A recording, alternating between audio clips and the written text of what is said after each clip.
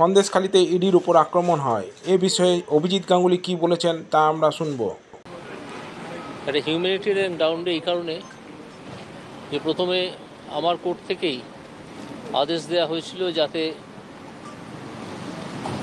CBI এবং ED একসঙ্গে যে এডুকেশন অ্যাপয়েন্টমেন্ট স্ক্যাম হয়েছে সেটার তদন্ত করে।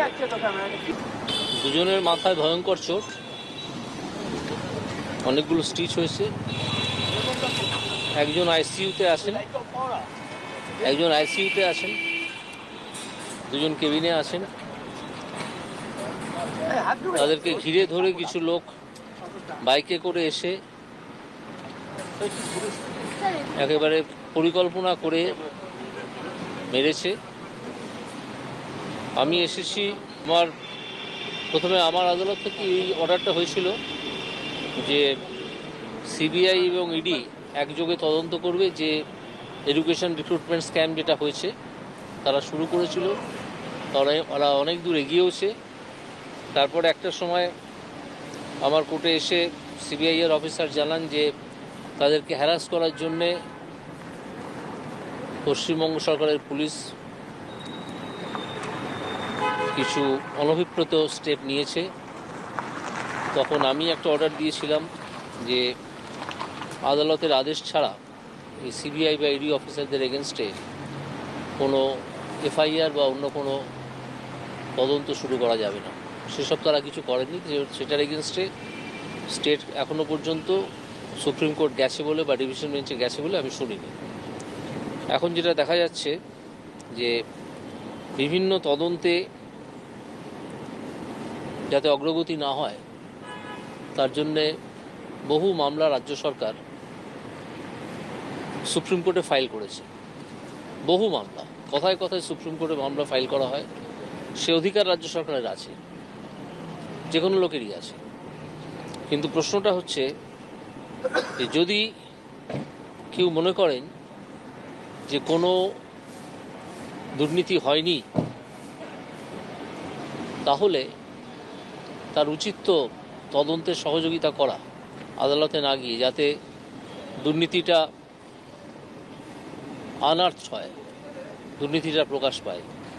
এটা কিন্তু করেননি। আর যদি কেউ মনে করেন যে দুর্নীতি হয়েছে, তাহলেও তার উচিত উপযুক্ত এজেন্সিকে সাহায্য করা, কোর্টে কোর্টে না দৌড়ে যে দুর্নীতিটা হয়েছে বলে মনে হচ্ছে আপনারা এটাকে আনার্থ করুন। এর কোনোটাই কিন্তু এই রাজ্য সরকার করেননি।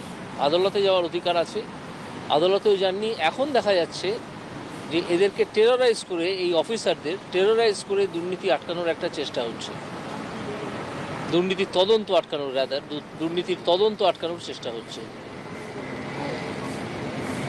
সাকসেসফুল কারা হবেন না হবেন আমি জানি না। আমি আজকে সম্পূর্ণ তো মানবিকতার খাতিরে, এদের অনেক অফিসার আমার কোর্টে অ্যাপিয়ার করেছেন, সিবিআই অফিসাররা যেমন করেছেন, তারা গিয়ে আমাকে বিভিন্ন সময় রিপোর্ট জমা দিয়েছেন, আমার প্রশ্নের উত্তর দিয়েছেন। আমি মনে করেছি যে একজন মানুষ হিসেবে তারা যখন এরকম একটা সিচুয়েশানে পড়েছেন, যেটা নির্লজ্জের মতো কাণ্ড করা হয়েছে, পশ্চিমবঙ্গের নাম সারা ভারতবর্ষের কাছে ছোট করা হয়েছে, তাদের সঙ্গে অন্তত একজন মানুষ হিসেবে দেখা করা দরকার।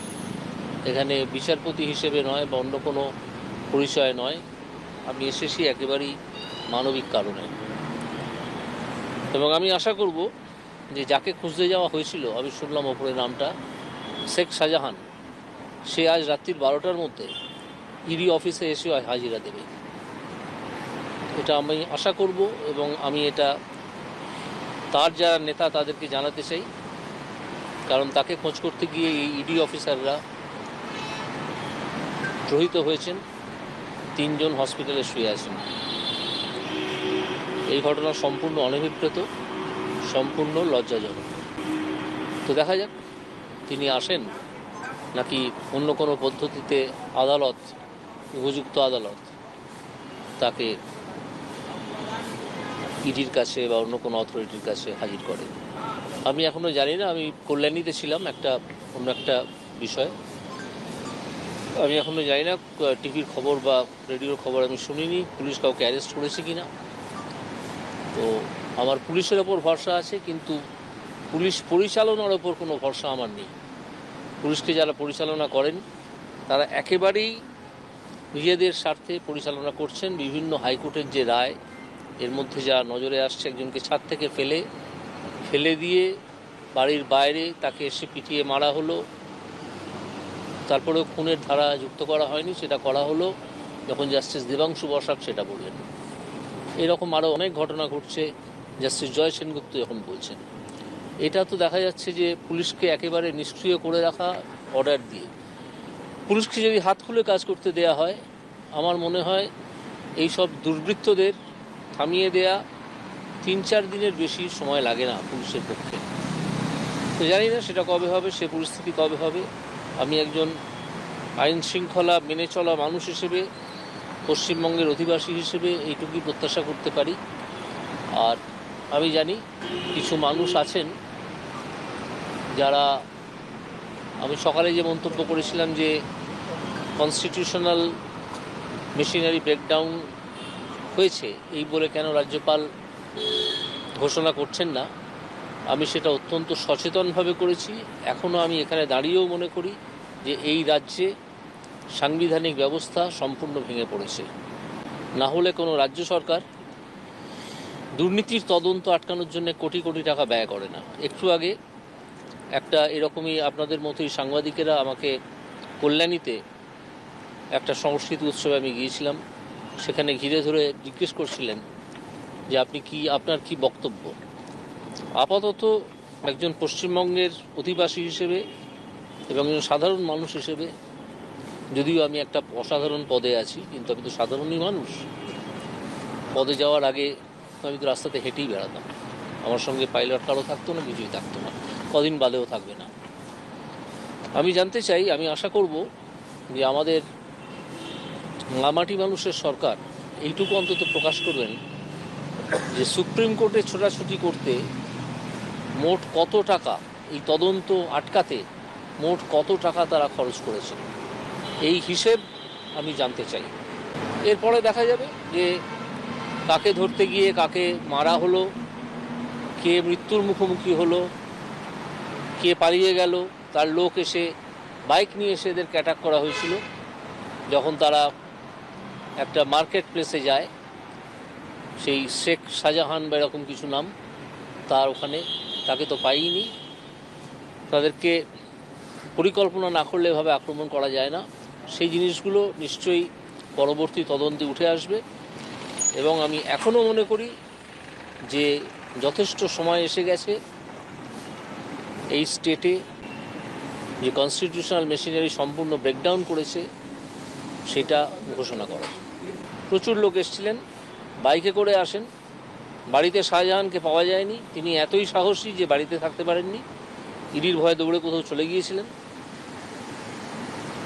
তো কঠোর ব্যবস্থা তো নেওয়া উচিত বটেই, হয়তো এরপরে নেওয়া হবে আমি আশা করব।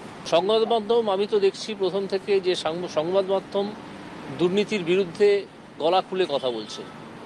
আজকে এই দুর্নীতি আদালতের জন্য যতটা প্রকাশ্যে এসছে, তার চেয়ে বেশি প্রকাশ্যে এসছে মিডিয়া তাকে তুলে ধরেছে বলে। তা না হলে আঁতুর ঘরেই সেটা মরে যেতে পারত। এই মিডিয়াকে যে আক্রমণ করা হবে এ বিষয়ে তো আশ্চর্যের কিছু নেই। এই মিডিয়াকে আক্রমণ করা হবে এবং স্বভাবতই হয়েছে। মিডিয়াকে বারে বারেই আক্রান্ত হতে হয়। মামলা যদি হয়, কেউ যদি মামলা গিয়ে করেন, তাহলে যে আদালত সেটা শুনবেন তিনি ঠিক করবেন। এভাবে মনোবল ভেঙে দেওয়া যায় না, এতে মনোবল বাড়ে। দুর্বৃত্তরা মনে করে যে এতে মনোবল হয়তো ভেঙে দেওয়া যায়, কিন্তু তারা জানে না যে এতে মনোবল বাড়ে। তারা যথেষ্ট পোড় খাওয়া অফিসার। আমার ধারণা কিছু হবে না, মানে তাদের মন ভাঙা যাবে না, এই ফোর্সের মন। হ্যাঁ বলুন। ক্লিয়ার করে দিচ্ছি, বুঝতে অসুবিধা হলো। 12টার মধ্যে শেখ শাহজাহান দিল্লিতে আসবেন, সেটা কি কোর্টের মানে? না, এটা আমার আশা। আমি তো আদালতের কাজ করছি না এখানে দাঁড়িয়ে, আমার সামনে কোনো মামলাও নেই। আমি শুধু বলতে চাই যে যাকে খুঁজতে যাওয়া হয়েছিল তার দেখা পাইনি, বদলে 3 জনকে মেরে নার্সিংহোমে পাঠাতে হয়েছে, মারা হয়েছে নির্লজ্জভাবে এটা পশ্চিমবঙ্গের নামটা ডুবেছে সারা ভারতবর্ষের সামনে। এবার সেই বীরপুঙ্গব ইডিতে এসে দেখা করুন এবং আমি আশা করব রাত্রির 12টার মধ্যে তিনি আসবেন। তবে হ্যাঁ, আমি দেখেছি যে কিছু লোক, আমি সকালবেলা যখন রিয়্যাক্ট করেছিলাম যে কনস্টিটিউশনাল মেশিনারি ব্রেকডাউন করেছে, কিছু রাস্তার ছোঁড়া, তারা কিছু কিছু মন্তব্য করেছে, এটা আমার নজরে এসছে। তাদের সম্বন্ধে আমি কোনো মন্তব্যই করতে চাই না। তারা কোন দল সে সম্বন্ধেও আমি কোনো মন্তব্য করতে চাই না। আমার তো একটা স্পেসিফিক প্রশ্ন আছে যে যাদেরকে লেলিয়ে দেওয়া হলো মারার জন্যে, তারা ভারতবর্ষের নাগরিক তো? এই খোঁজটা আপনারা ভালো করে নিন। তারা অন্য কোনো জায়গা থেকে নৌকোয় চড়ে এখানে এসে ঢোকেননি তো? এই খোঁজটা আপনারা ভালো করে নিন, কারা করেছে ঘটনাটা। যদি উপযুক্ত তদন্ত হয়, আমার ধারণা পুরো সত্যটাই বেরিয়ে আসবে এবং কারা কাকে আশ্রয় দিচ্ছে সেটা জানা যাবে। ঠিক আছে, নমস্কার।